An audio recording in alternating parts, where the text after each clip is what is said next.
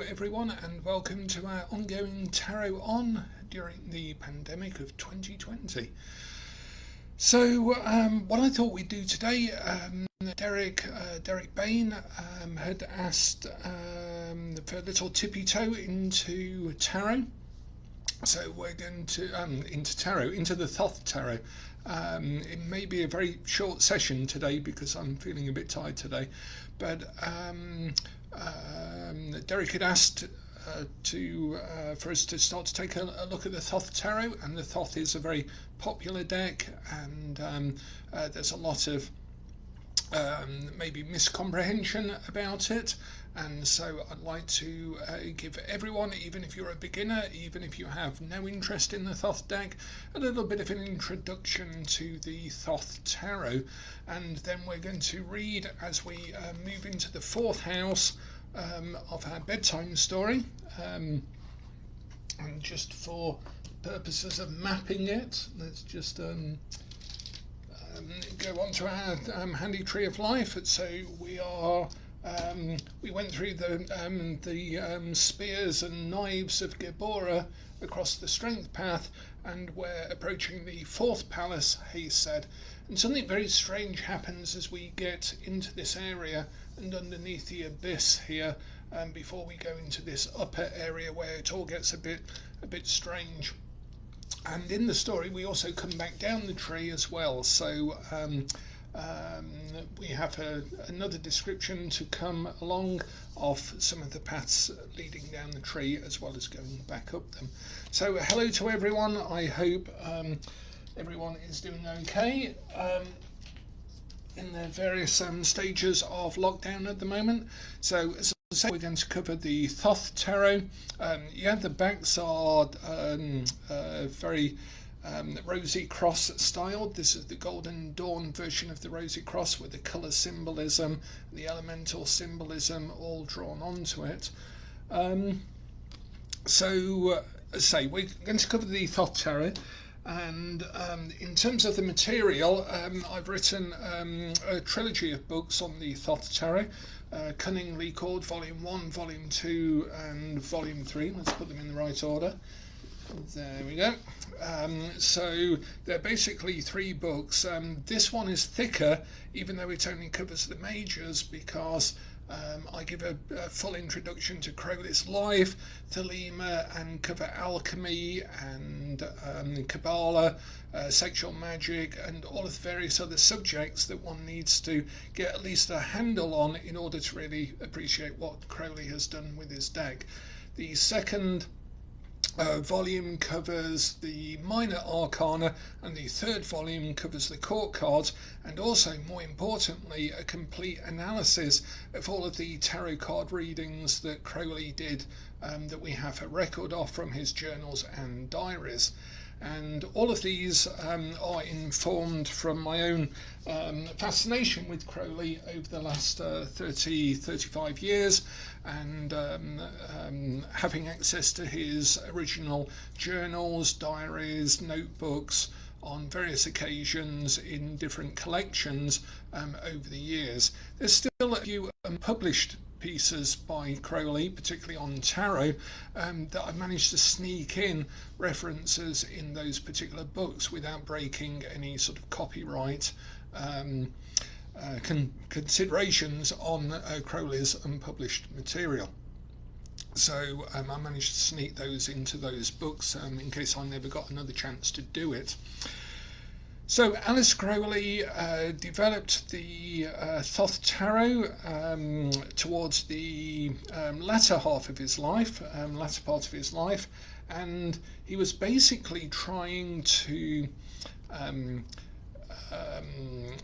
where Waite was trying to rectify the tarot, Crowley was trying to repurpose it to cover a Thelemic doctrine. He wanted this really to be his manifesto, and Frida Harris, who was an artist and a member of his magical order, used projective geometry to really bring these cards to life. So you'll see various cases of strange geometry, strange angles and so forth, bending the cards almost into strange sigils, magical sigils, that almost seem to draw you in to each card. So they were a very fiery pair, the two of them together. They didn't work together in the same way that Waite and Smith worked together. Frida Harris gave as good as she got.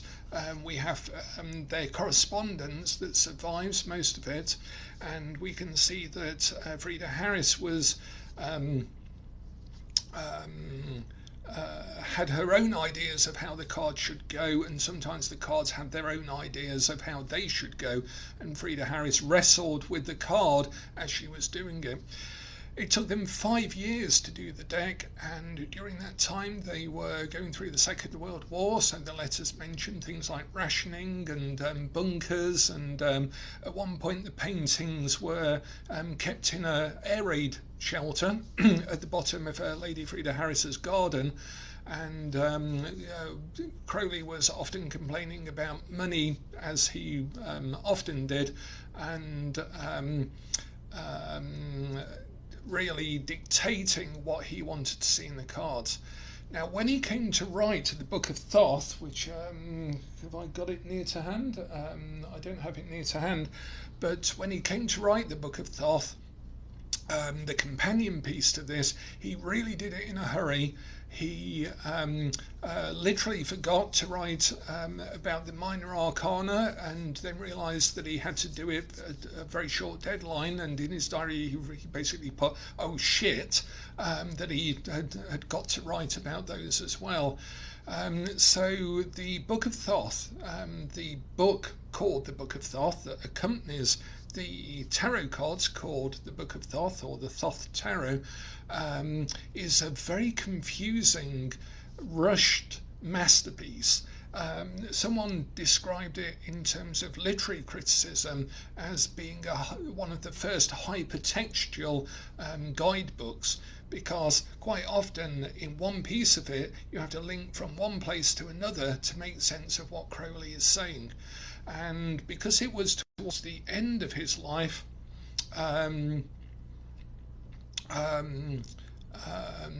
because it was towards the end of his life, it's very dense in symbolism, his own Thelemic philosophy. I guess it's a sort of new religion, stroke philosophy, stroke magical model of the universe, called Thelema. And so you need to sort of, to me at least, you need to understand that in order to really understand and utilize the deck. And that's also what gives it its very beautiful and brutal voice when it does readings. It doesn't pull its punches, the Thoth deck, mainly because you have keywords on the cards, which obviously, well, not obviously, but they are from the Golden Dawn. So it really is a card like this says failure on the bottom for the Seven of Pentacles, which we know is our potato famine card in the Waite Smith, whereas this one is success. Which one have we got here? The Six of Discs. Six of Discs is success.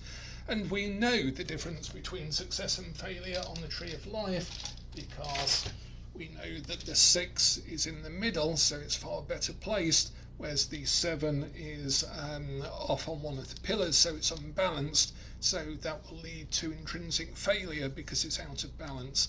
It's only in the middle pillar that we have the balanced cards. And Crowley was basically riffing off the Golden Dawn titles for his minor arcana. So there's a big difference between success and failure, but it's only one step between these two cards. And you'll notice as well in the middle of that we have the Rosy Cross in the middle of that as well. And these are glorious cards. These are my favourite tarot cards artistically. As Ziga is saying, this tarot deck is like impossible for beginners. Not so, as long as you don't tell them, as Evelyn says. I do have a story that I was doing a beginner's tarot course about 10-15 years ago, maybe about 11 years ago, and someone arrived, and they arrived late. 4 or 5 people had already sat down, and they apologised for being late. They'd had to buy a tarot deck on the way, and they were an absolute beginner, and they said, I hope this one's okay, I just grabbed it. And they put the Thoth tarot on the table, and I heard some gasps from people around who sort of knew a little bit about tarot, and I said, oh yeah, that's perfectly fine. And we just acted then as if it was perfectly fine, that it was an absolute beginner with the Thoth tarot, and they are still using it. I'm still in touch with them on Facebook and so on, and they are still using it to this day, and they've become a real brilliant reader with the Thoth tarot, because no one told them it should be difficult, and that's the way that it should be done, I think, because for that person it was their deck. But if we'd have said, oh no, that's not suitable for beginners there and then, they may have never discovered that the Thoth tarot was going to be their deck for life, and a companion almost every day for this person. So it is a difficult deck, and what I tried to do in my trilogy was give a very basic run through of the cards, but also more importantly, say for example on the minors, what I tried to do was put so the Golden Dawn meaning at the bottom of a minor card, Crowley's stuff beforehand, a description of the image, the astrological correspondences, but then more importantly, inner reading. This little paragraph at the end of every card is a practical application of that card in a day-to-day reading based on the Golden Dawn, the Kabbalah, and any of Crowley's particular layers that he's put to it.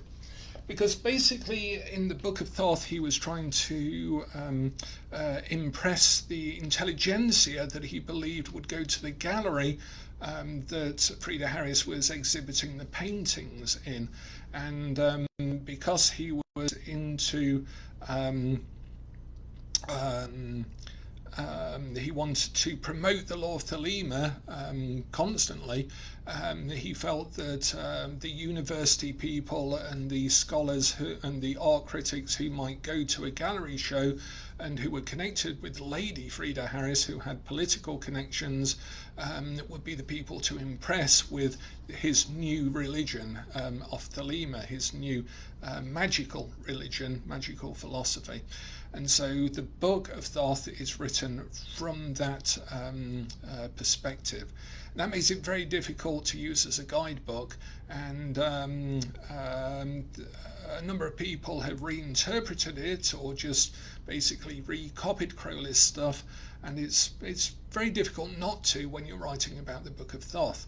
One of the things I particularly found writing about it, those 3 books have taken about 2 years to write in total, was I noticed the footnotes for one section. So say for example, if this is the section on the Ace of Discs, and I've written about the Ace of Discs in a sort of linear order about what the card's about, what it means, what Crowley said about it, in a sort of order as you would put in a guidebook. When I footnoted all of Crowley's references at the back of the book, I've noticed the footnotes obviously mainly refer to the page on which the Ace of Discs in the Book of Thoth is, mainly, but they also go page 54, page 54, page 54, page 58, page 64, page 54, page 78, page 54, page 54, and that basically shows how the whole Book of Thoth has been written in a very jagged, intertextual sort of manner, which makes it very difficult to read.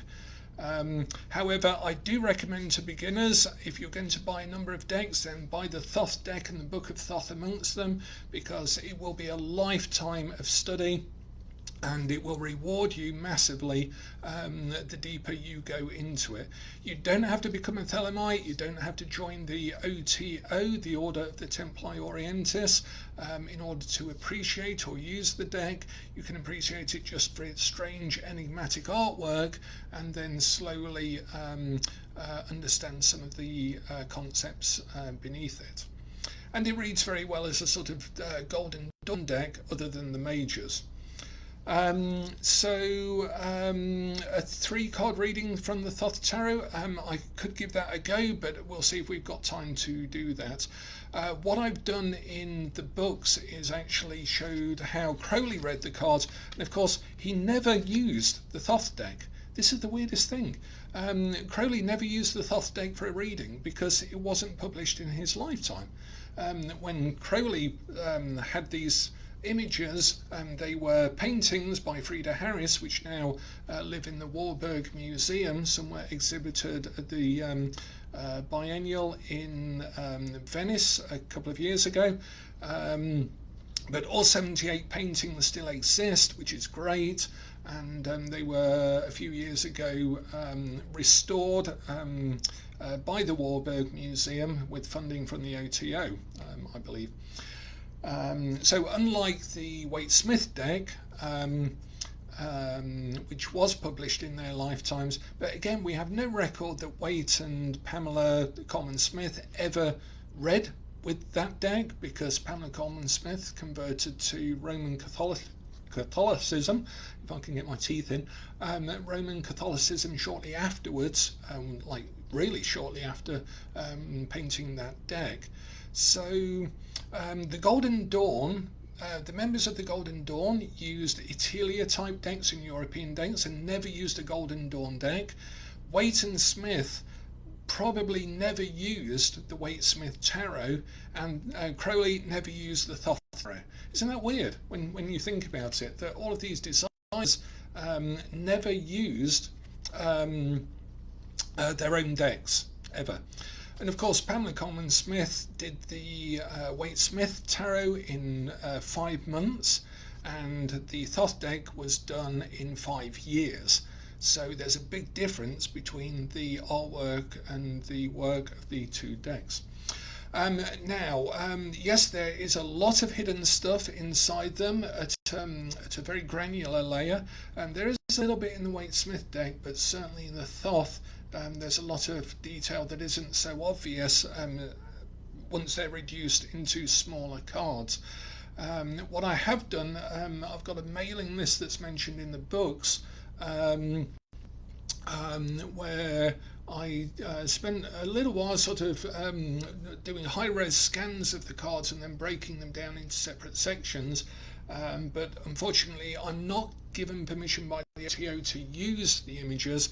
I've requested several times over the last few years and have always been turned down, and that's why I can't actually use the images themselves, which is just unfortunate really.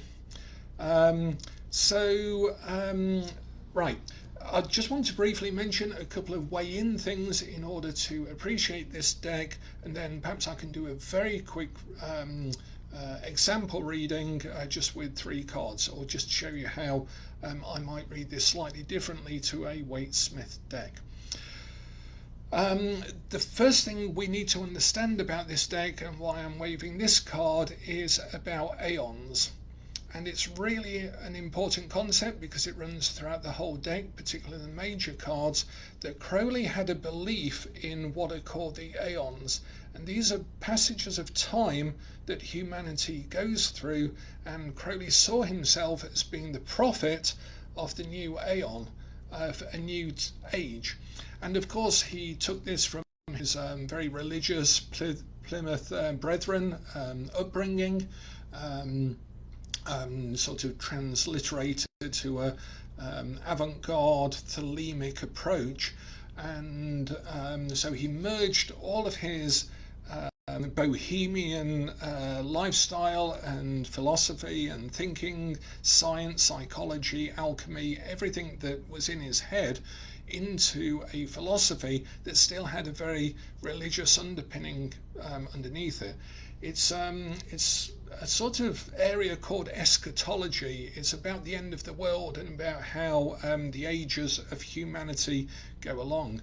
I explained this in more detail in the first book of the Secrets of the Thoth Tarot trilogy, but basically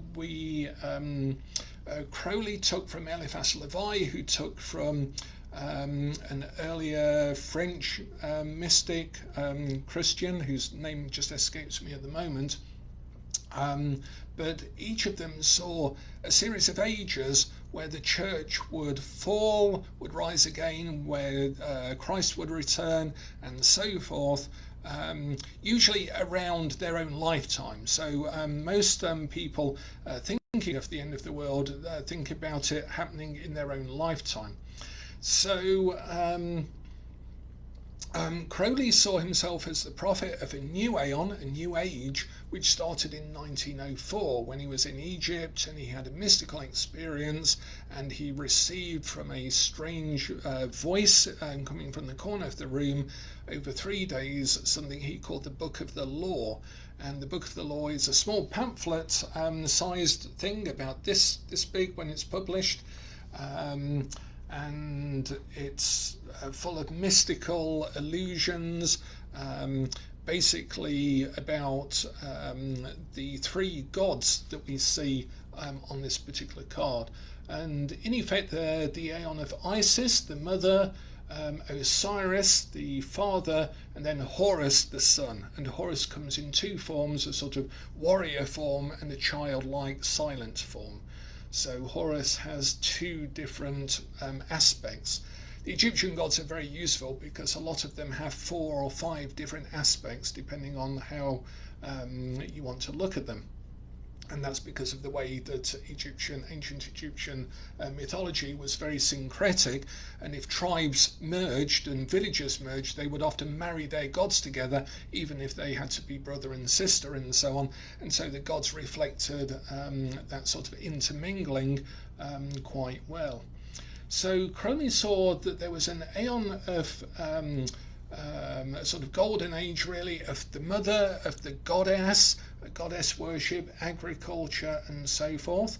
That was replaced 2,000 years prior, at the time of Christ, with the Osiris death and rebirth type of religion, where someone sacred and other than oneself was killed, sacrificed, and reborn. He called that the aeon of the dying god, or the aeon of Osiris. And then Crowley's aeon was the aeon of Horus, the god of war and vengeance and individualism, most importantly, the individual as the child.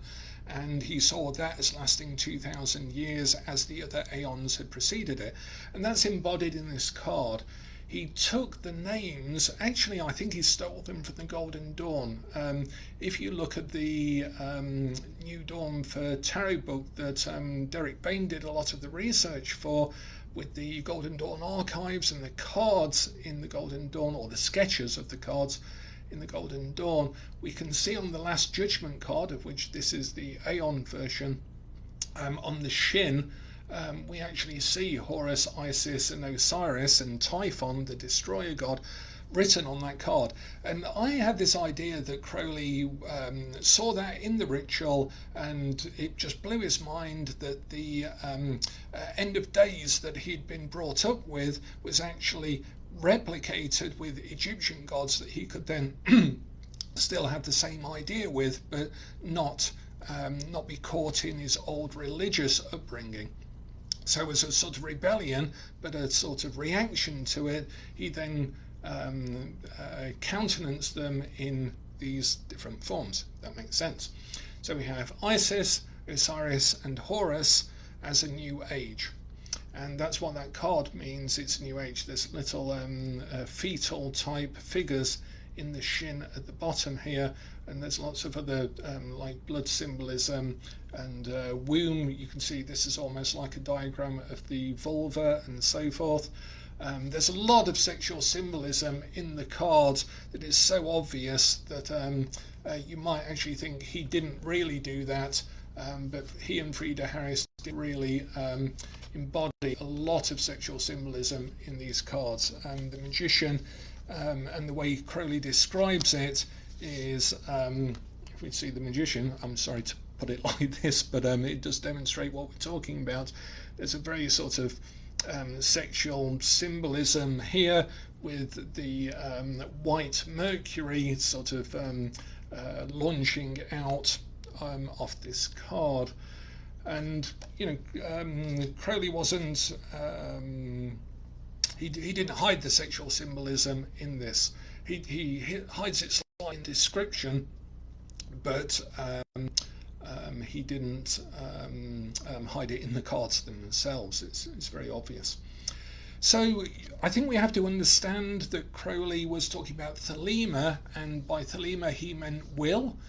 It's the Greek word for will. He was inspired by Rabelais, a French author who wrote a book called Gargantua and Pantagruel, which was a spoof on the church of the time.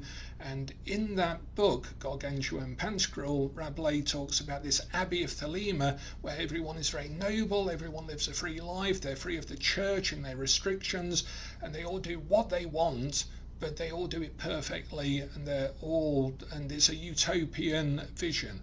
And up above the abbey in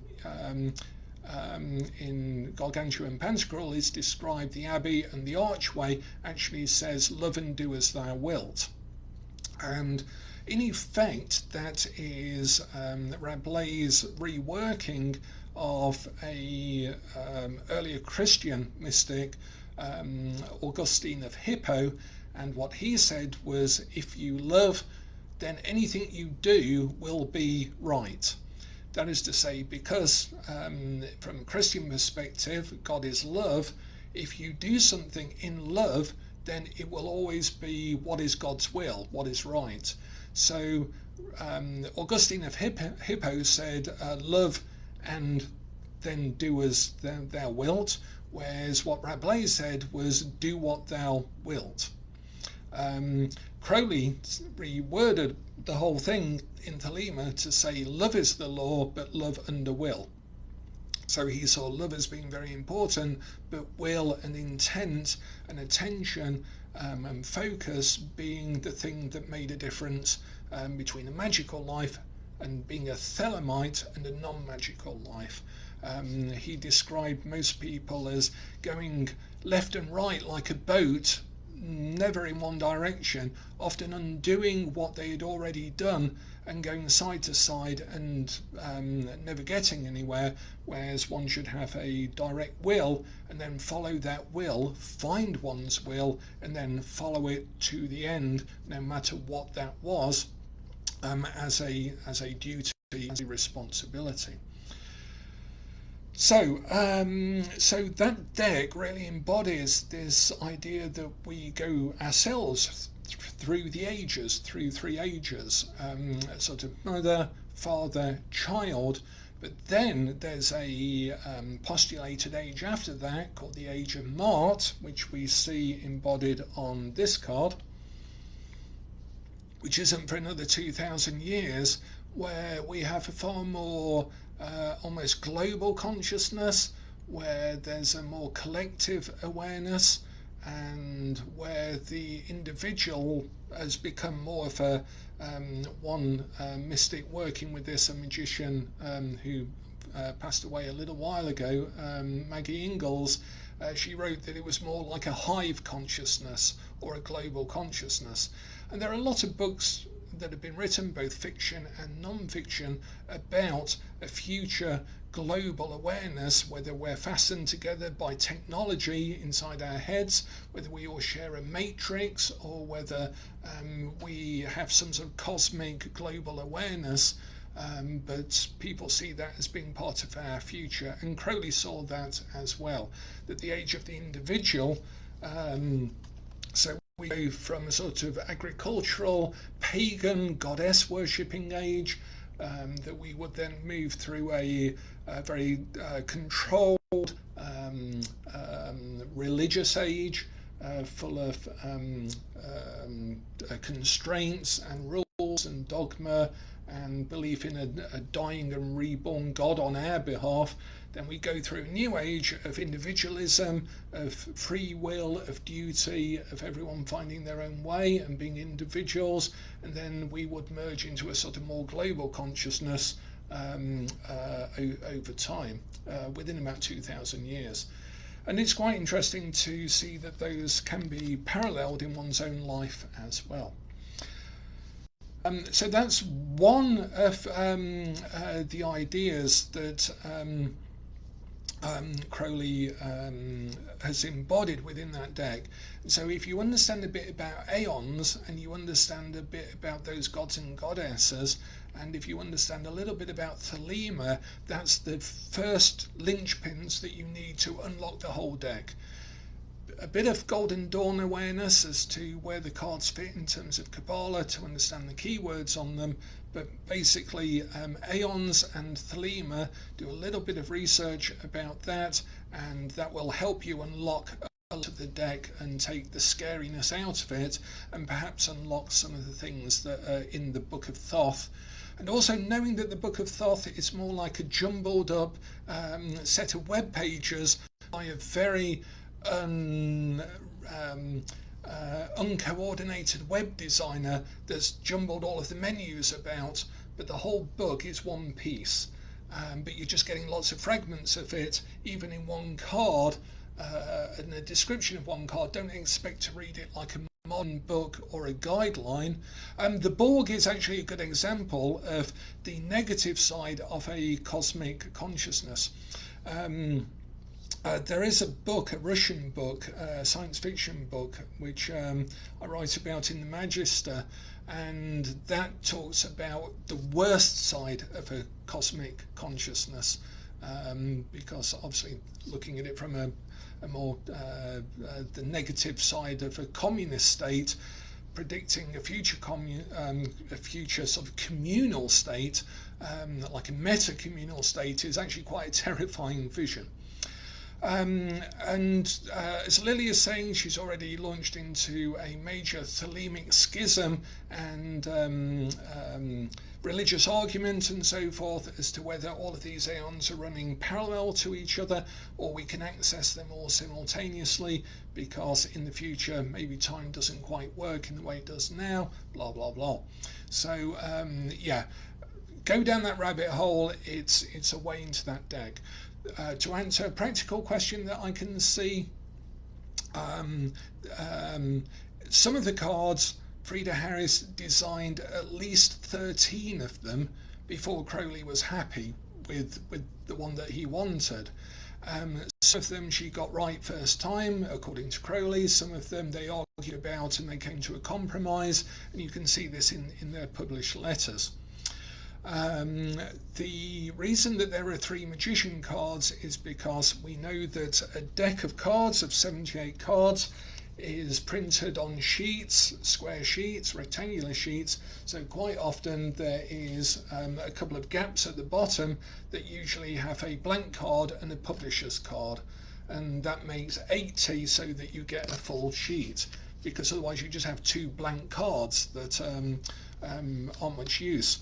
So some publications of the Book of Thoth and the Thoth Tarot actually utilized 2 of the other designs out of, I think there are at least 4 designs of the magician that survive, and some of the publications of the deck just have 2 of the guarded options that Crowley didn't want, but to fill that sheet of 80, and that's it. There's no magical, specific magical reason for that. Right, so we just a couple of technical things. All of this is answered in the books, by the way, but to answer now, Lust and Strength, yes, they are the same card. Crowley replaced the Strength card, and he retitled several of the cards. So for example, Justice is actually Adjustment, which is a far more dynamic way of thinking about the process of regulation and measurement in the universe, that it's a dynamic ongoing process, not just a singular. Crowley wouldn't have had in his head a single justice. He wasn't going to hold to any form of external justice in his worldview, so that might explain partly why he called this adjustment. And similarly with Lust, he replaced that as the keyword for Strength. I might not be able to find it in the deck immediately,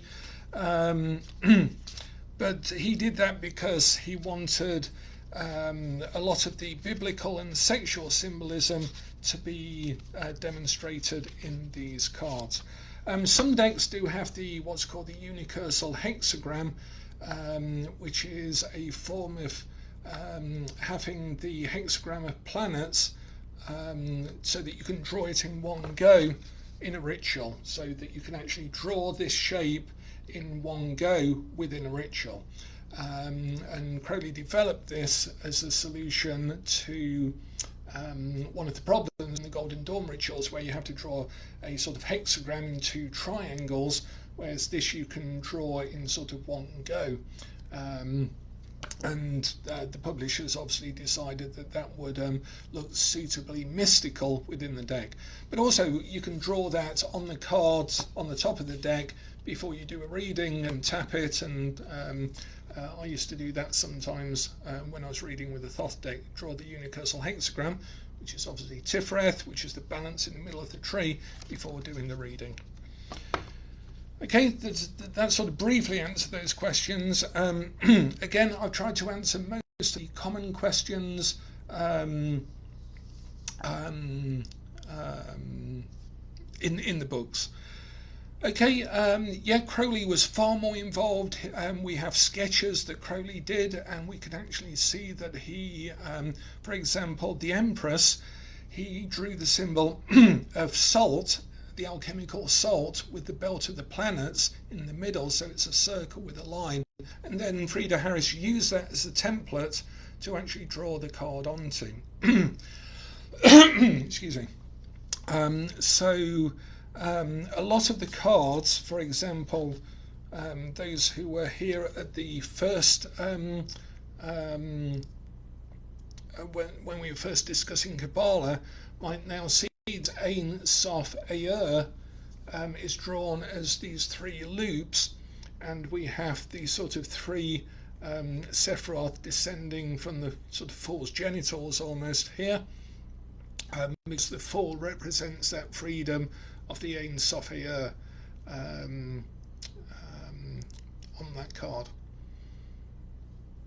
So a bit of Kabbalah, a bit of Golden Dawn, a bit of idea of Thelema, and then you can really activate these cards in a reading, because you can then use all of that background knowledge to apply it to just an everyday reading. Although it's a bit of an overkill if someone wants to know if Sandy's still thinking of them, when you get things like the Aeon and oppression and things like this. Okay, so I'd like to just go on to our bedtime story. Say there are examples of readings in the deck itself. Sorry, in the books themselves, particularly the third book. I did court cards, and then I looked at both Crowley's recorded readings with other decks, but it does show some quite interesting things about how Crowley viewed tarot and how Crowley did readings as well. So I think that's quite useful to know. Okay, we ready for our bedtime story? We are going into the fourth house of Chesed with Lola Daydream and the Fairy Prince. And we had the whole thing about sharp knives and the machines in Geborah, and the flames burning 3 people, and the prince saying, "You wouldn't think it would, you sweetheart, but there are lots of people who stay here all their lives." Okay. So there are 3 ways into the fourth house from below. The first passage is a very curious place, all full of wheels and ever such strange creatures like monkeys and sphinxes and jackals climbing about them and trying to get to the top. It was very silly, because there really wasn't any top to a wheel at all. The place you want to get to is the centre if you want to be quiet. Then there was a really lovely passage, like a deep wood in springtime. The dearest old man came along who had lived there all his life, because he was the guardian of it, and he didn't need to travel because he belonged to the first house really from the very beginning. He wore a vast cloak, and he carried a lamp and a long stick, And we might want to wonder why the hermit belongs to Ketha, the first house. The answer is Yod, the letter Yod, which has the value 10, which adds up to 1 plus 0. He wore a vast cloak, and of course 10 is also the number of the wheel as well. He wore a vast cloak, and he carried a lamp and a long stick. And he said that the cloak meant that you were to be silent and not say anything you saw. And the lamp meant you were to tell everyone and make them glad. And the stick was like a guide to tell you which of those two things to do. But I didn't quite believe that, because I'm getting a grown-up girl now, and I wasn't going to be put off like that. I could see that the stick was really the measuring rod with which the whole palace was built, and the lamp was the only light they had to build it by, and the cloak was the abyss of darkness that covers it all up. That is why dream people never see beautiful things like I'm telling you about. All their houses are built of common red bricks, and they sit in them all day, more often than not at the moment, and play silly games with counters, and oh dear me, how they do cheat and quarrel. When anyone gets 1,000,000 counters, he is so glad you can't think, and goes away and tries to change some of the counters for the things he really wants. And he can't, so you nearly die of laughing, though of course it would be dreadfully sad if that were the wake life. But I was telling you about the ways to the fourth house, and the third way is all full of lions, and a person might be afraid. Only whenever one comes to bite at you, there is a lovely lady who puts her hands in its mouth and shuts it. So we went through quite safely, and I thought of Daniel in the lion's den. Okay, so we are about to enter the fourth house, but I hope you can see that in each path, in each house, Crowley is talking about the challenges that we have to stay aware in each place and not get trapped by it, that it's an ongoing journey of adjustment that the Fool is on, that Lola is on, in order to get to the top of the tree with her fairy prince. And there's still some more twists and surprises in the story as well. We've already seen that the prince can die, but that's actually a marriage. So we have a few subtle stories as well. And the beauty of something like the Wake World is that the more you read, the more you study, and then you go back to it, the more it opens up. It's a little bit like Dion Fortune's Mystical Kabbalah, a book that I swear is rewritten inside the covers of the book every 2 years, because I go back to it every couple of years, and I swear it's a different book than the one I last read. And every time I think I read it, I go back to it and I see something totally new in it that I didn't see before. And I think Dion Fortune was very good at layering that sort of teaching in her books, because you can see it in her fiction books as well. So if you don't particularly get on with Crowley, then have a look at Dion Fortune. Very archaic to some extent, even for her time, but very some timeless pieces of fiction that are well worth reading and have a lot of mystical teaching and magical teaching in them. So tomorrow we're going to look at the fourth house. I'll carry on with a bit more Thoth if that's of interest, and perhaps we can take a look at how we can use some of the things we know about the cards and the designers in an actual reading, so I can compare the weight and the Thoth together, and we can have a look at a few cards and how our knowledge of the designers, the Kabbalistic background and everything else can really add to a reading. Again, you can read cards because you can read pictures. You don't have to have the book, the interpretation, or agree with the intent or design of the artist and designer, but I do think it's far more useful to really have some appreciation, because then you can really speak with the voice of the deck itself. Okay, thanks a lot. I hope everyone stays safe and careful, and I'll look forward to seeing you all tomorrow evening, safe, well and sane, most importantly. Okay, take care everyone. Bye for now.